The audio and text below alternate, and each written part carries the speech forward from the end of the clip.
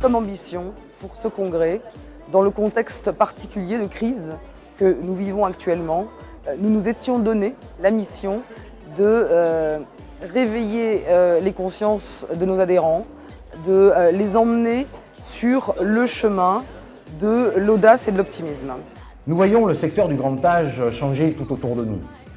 Nous le voyons évoluer, nous le voyons se transformer, nous le voyons prendre une part de plus en plus importante dans le monde médiatique et dans le monde politique.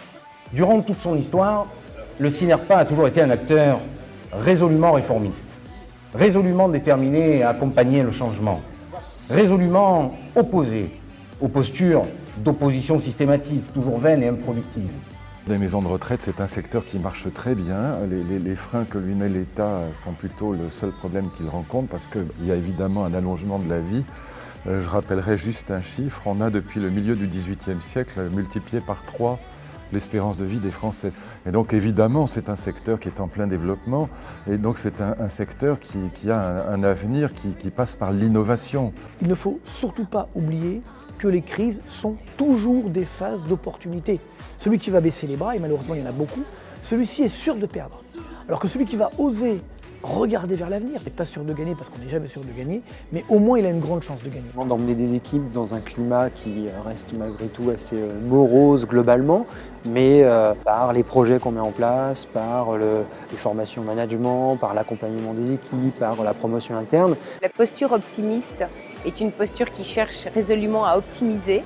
Et quand on dit optimiser, c'est prendre à la fois en considération les forces d'une équipe, ses ressources, mais également créer de la confiance, créer de la collaboration, laisser de l'autonomie, créer aussi des conditions et des ingrédients de persévérance, donc développer du courage, développer de la ténacité, toutes choses qui créent en fait de l'excellence dans le travail et dans l'entreprise et surtout qui créent du sens au travail.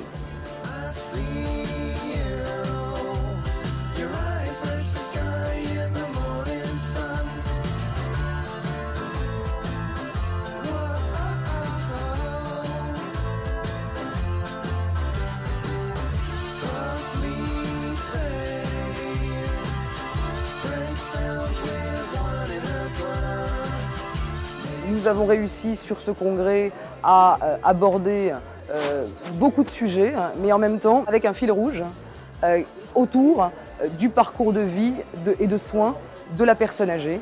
On est passé du mouroir, qui était une vision très dévalorisante de la fin de vie, à des établissements dans lesquels cette préoccupation étant devenue une des préoccupations importantes, l'échange, la parole, la compétence, la formation permet de faire en sorte qu'on meurt presque comme chez soi lorsqu'on meurt dans un EHPAD.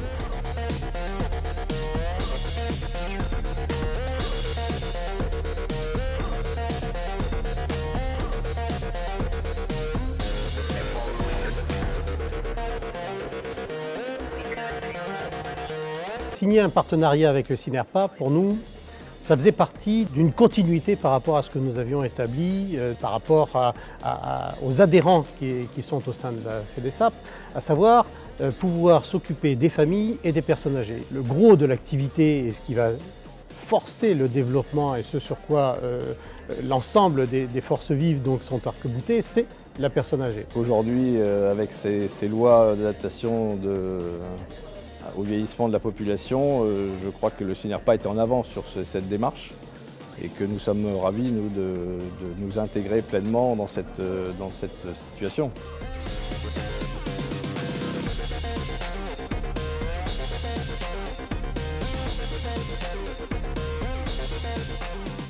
C'est une fierté de réaliser ce métier, mais c'est vrai que l'optimisme doit être accompagné par une simplification de notre métier.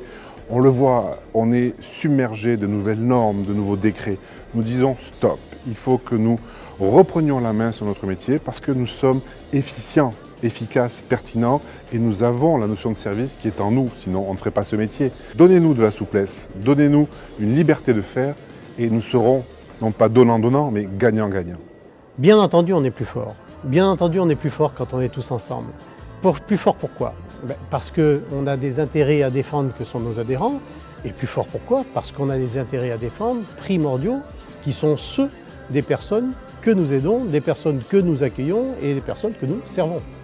Je pense que si on a tous une énergie positive pour aller dans le bon sens dans notre métier, tous ensemble, les acteurs des EHPAD, les acteurs des foyers logements, les acteurs des résidences services seniors, et demain, enfin, le maintien à domicile et demain le SSR, on va arriver au niveau du SINERPA à faire évoluer, notamment dans le cadre du livre blanc, la profession. En tout cas, c'est l'objectif fixé et je pense que le discours est assez optimiste.